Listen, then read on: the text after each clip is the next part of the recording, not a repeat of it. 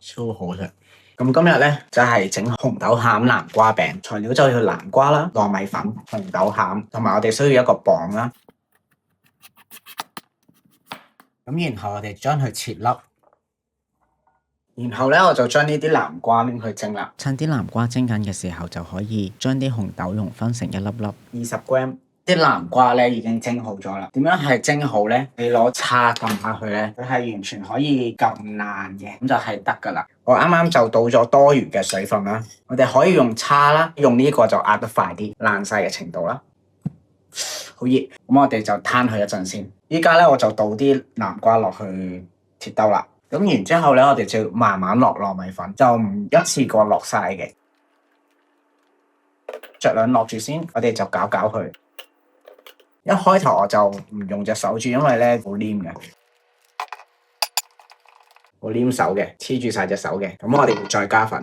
原來依家咧就係開始成型嘅狀態啦。好關鍵，南瓜餅好唔好食，口感係點？就係要嗰個濕度適中。如果太多粉咧，佢就會乾噶啦，乾又硬，硬就唔好食噶啦。依家係咁樣，將佢搣一忽仔出嚟，拖出嚟，撳扁，拎起，隻手係完全唔黏嘅，可以包到嘢嘅。呢個程度就係最好噶啦。依家就要睇下呢個粉團有幾重，654g。計下數，654除40，即係幾多？可以用計數機啊！好，我計咗啦，係16個，數下先。我真係搓咗16粒，估計得好準確。每一個40g，稱下去。咁呢度就係40g啦。將個餡包落個粉團裏邊，好簡單。將佢搓，壓扁，將粒餡擺落去裏邊，跟住包起佢。當你個粉團嗰個濕潤程度係 perfect 嘅話咧，咁其實就好容易包到噶啦。咁將佢搓，然之後將佢撳扁少少啦，餅嘅形狀，咁就可以拎去煎噶啦。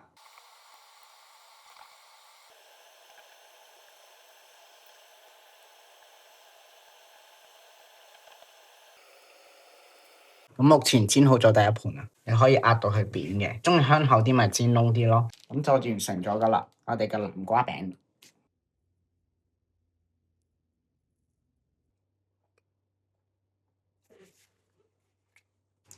你哋自己煮啦。